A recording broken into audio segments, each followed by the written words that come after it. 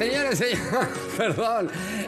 Vieron que yo destaco de este programa que aprendo y me encanta. Jugando aprendemos. Sí. Y una de las columnas donde más aprendemos es en nuestra biblioteca viva. Así que le damos la muy bienvenida, Martín. ¿Cómo estás? ¿Cómo están? ¿Todo bien? Bien. Vale, ¿Cuál es el tema de hoy de esas nanos? El tema de hoy es Jane Austen.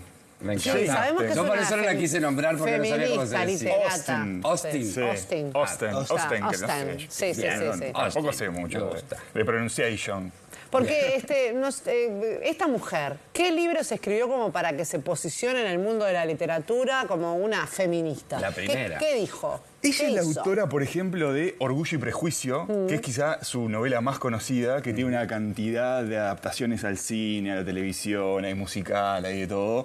Y es una novela que está buenísima también. Es una autora del siglo XVII, XVIII y XIX, ¿no? O sea, fines del 1700, principios del 1800. Estamos hablando muy atrás. Justamente estamos hablando porque hoy sería su aniversario de muerte. Y el lunes hubiese sido su cumpleaños. Son fechas así cerquita que tiene, ¿sí? Y vivió nada más que 40 años. Muy poco tiempo. ¿Sí? Una nena. Una nena. Pero hizo... Y le dio, sí, muy prolífica, y le dio para escribir grandes obras, entre ellas Orgullo y Prejuicio, y posicionarse, y siempre está esto, ¿no?, de la literatura feminista. En realidad ella es feminista más por su forma de mirar, ¿no?, y la crítica social que hacía justamente la sociedad de la época, y por el hecho de que ella, como mujer autora del siglo XIX, se impuso en un mundo dominado por los hombres. No es tanto que... Pero es paradójico también, ¿no? Porque ella, una de las cosas que dice también es que porque recibió una educación como si fuera un hombre. Sí, ¿Me exacto. explico? Sí. Y ahí le hizo ver esas diferencias. Es que ella fue una protagonista de ese momento, de ese cambio social, ¿no? Eso también es algo bastante característico. Sí. Claro, no estudiaban, exactamente. Sí, no, estábamos para otras labores. Obvio. Es por bordar, tejer, los cuidados. La cocina. Y sobre todo, casarse. Claro. ¿No? Que el gran objetivo era poder casarse. Lo que ella no hizo. Exactamente, a pesar de que tuvo muchas propuestas para casarse, ella no aceptó ninguna propuesta. Entonces, es esta mujer que escribe justamente en esa época, ¿no?, que se llama la época predictoriana, o sea, es antes de la reina Victoria, ¿no? Y esa etapa se llama el georgismo, que no es por Joan de Rascaeta, ya le digo a Dios que imagino que estaba pensando algo de eso, seguramente. Seguro, quedó así. Es por los reyes Jorge, claro, 1, 2, 3, que son todos los anteriores. Y ese momento que se da la revolución agrícola, ¿no? Luego viene la revolución industrial. Claro. Entonces empieza a cambiar la sociedad europea y la sociedad mundial, ¿no? Ya esa revolución agrícola permite que las personas que tienen campos y que se dedican a la agricultura empiecen a tener mucho más dinero, más plata, ascender en la escala social, y se empieza a generar esa especie de, ya digamos... Alta sociedad. Exacto, la alta sociedad, que ya no es por nobleza o por realeza, sino por estas personas que iban subiendo porque tenían los medios de producción. Y en ese mismo contexto se da también muchos avances tecnológicos y demás que permiten, por ejemplo, que el libro como tal sea mucho más barato de vender. O sea, los avances en la imprenta y demás permiten que las novelas empiecen a ser populares. En 1700 y antes era algo obviamente muy cerrado, ¿no?, a las élites, a los estudiosos, a quienes podían acceder, y sobre todo a los hombres, que eran los que tenían la posibilidad de acceder a todo ese conocimiento. Sí, el tiempo para leer. Totalmente. Ahora, no sé si humor, pero en todo lo que leía dice que usa mucha ironía, Muchísima. No sé si humor, sí, pero... Es que de hecho ella es la madre de la comedia romántica como tal. Eso te iba a decir, porque estás hablando de humor y de repente vos citaste todos esos libros que muchos los he visto en formato audiovisual y pienso como en comedias románticas de esas que te arrancás del corazón del pecho. Con final feliz. Bueno, eso. pero una cosa de domingo. Total, es eso, ¿no? Es que no es quizá tan telenovelesca como Las Hermanas Bronte u otros, pero sí tiene eso del culebrón, ¿no? Son historias de amor, de amor, de familia, de uno que se casa con otro, que no se casa con otro, ¿no? De hombres que tienen muchas amantes, de varios hijos, de los salones, de los bailes, ¿no? Tiene todo ese contexto ahí está, bien de comedia romántica.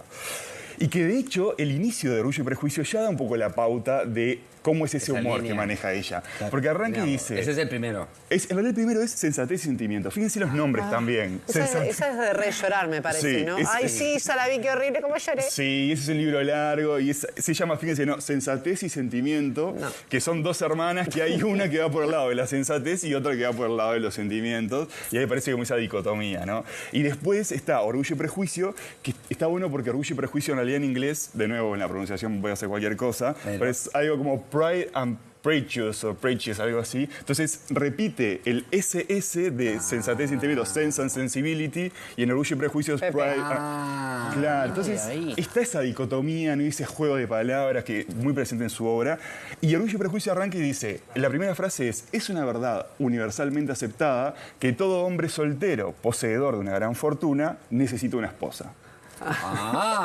Entonces, esa crítica social, ¿no? Ese humor sutil. Hay frases que son impresionantes, también estuve leyendo eso. ¿Te acordás de Un alguna? montón de frases.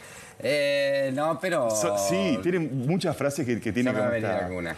Entonces, ella es también una renovadora de la forma, ¿no? Ahí estamos viendo algunas de las imágenes de las adaptaciones. Hay una cantidad de adaptaciones, algunas, bueno, mejores que otras, obviamente, pero tiene esta cosa de lo ameno de leer también, ¿no? Porque junto con estos cambios que estaban dando en la sociedad, también había más gente que estaba leyendo y más mujeres que estaban leyendo y era más barato acceder a los libros. Entonces, lo que se dio cuenta Jane Austen, más allá de su lugar en la literatura femenina, es en la literatura universal esto de adaptemos las novelas, que ya no sean una cosa, ¿no? Del bien y el mal, de la tragedia, de lo griego, qué sé yo, hacer novelas accesibles, que la gente las entienda, que se divierta, y por eso fue una autora muy leída y hasta el día de hoy, ¿no? Una autora que estamos hablando hace 200 años, se puede seguir leyendo con una frescura de ahora. Sí, es cierto que ella en algún momento, digo, a ver, cada uno pone el valor económico, viste, donde quiere, ¿no? O sea, yo, viste, de eso no soy crítico, sino que es verdad que ella le escribe a su hermana en algún momento una carta diciéndole que un noviecito que tenía no prosperó ese amor por motivos económicos, porque ella creía que económicamente no daba para casarse. ¿Te animás a contar cómo es el relato? Porque estamos hablando de nada, viste, o sea, en una época donde sí el valor económico tenía que ver y formateaba las sociedades y el modelo de pensamiento, como vos decís, era otra época de la historia, ¿no? ¿Qué pasaba ahí? ¿Qué se le pasaba a ella por la cabeza? Y si era cierto, ese argumento estaba fundado en la realidad. Sí, de hecho hay como tú una mirada política, si se quiere, de la literatura de Jane Austen, que marca un poco eso, que ella retrató la clase trabajadora que de alguna forma estaba marcándose en ese momento, porque justamente al estar, ¿no? las nuevas tecnologías, la revolución industrial, los dueños de las industrias, también estaban los trabajadores, esta gente que se iba del campo a la ciudad. Pero en ese proceso de cambio, hasta ese momento, las mujeres no podían ni siquiera tener propiedades a su nombre, ¿no? Entonces, por eso había que casarse, porque si no te casabas, claro, no tenías nada, salvo que quizá quedarte en la casa de tus padres, si podían, vistiendo santo, como se decía en la época, o haciendo tareas de cuidado, o de limpieza, o de cocina y demás. Y en realidad ella pertenecía a una familia de la nobleza rural, de alguna forma. Era como la parte más baja de la aristocracia, de alguna forma, porque no era que tenían grandes propiedades y demás, pero sí el padre creo que era un pastor, claro. Tenía bastante fortuna y pudo educar a Jane Austen, a sus hijos, eso mismo en casa, ¿no? Como transmitiéndole todos esos conocimientos.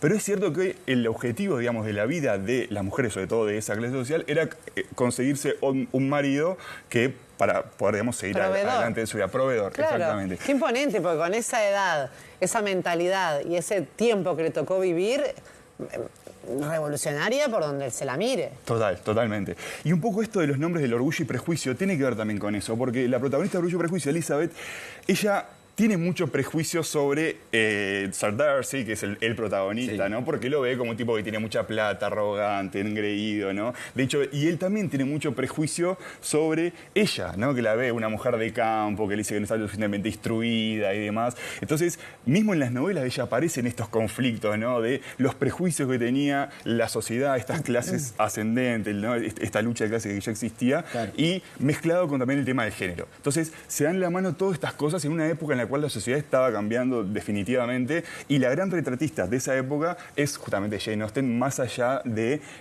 lo que puede hacer específicamente como mujer, ¿no? Que precursora sin duda en la literatura en ese momento. Estaba buscando la frase pero no la encontré.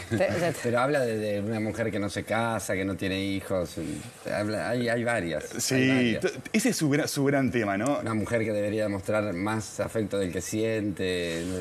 Hay un montón y sí, está eso siempre, ahí está lo que se dice, lo que no se dice, lo que se oculta, ¿no? Y que Dice parece... que tiene sentimientos que no los dice porque no los puede transmitir en palabras. Exacto, exacto. Tuvo amores de esos también medio... Uno que se le murió Sí, sí. con el que ella tenía más esperanza. Sí. Ay, pobrecito. Muchos pretendientes. Sí, pero ella siempre le escapó. Tuvo aparentemente propuesta de matrimonio y siempre le escapó a eso, así que se ve que... Tenía una relación con la hermana muy...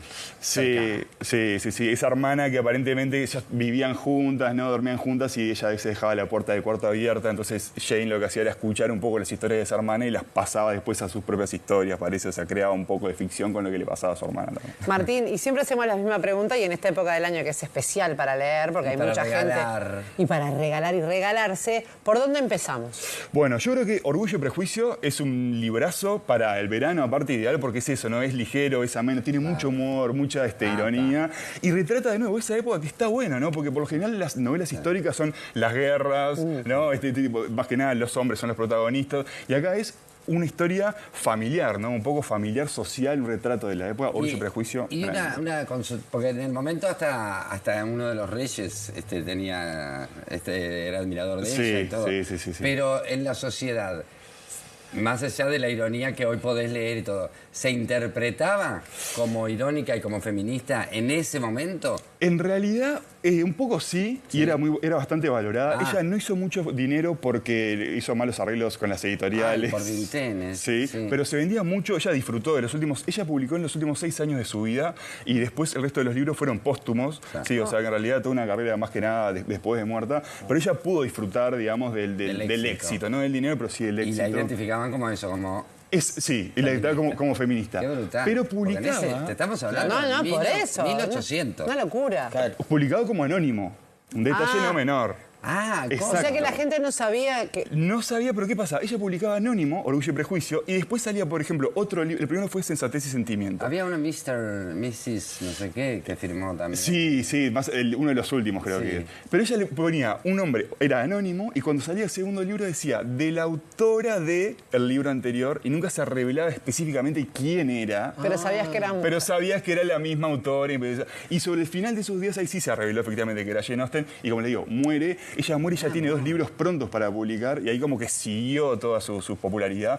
Pero también tenía, desde ese punto de vista, muchas críticas de escritores hombres. Hasta el día de hoy tiene muchas críticas. Mirá. Sí, de muchos, algunos muy importantes como Mark Twain, por ejemplo, que decía que no vale la pena tener ningún libro de Jane Austen en la biblioteca.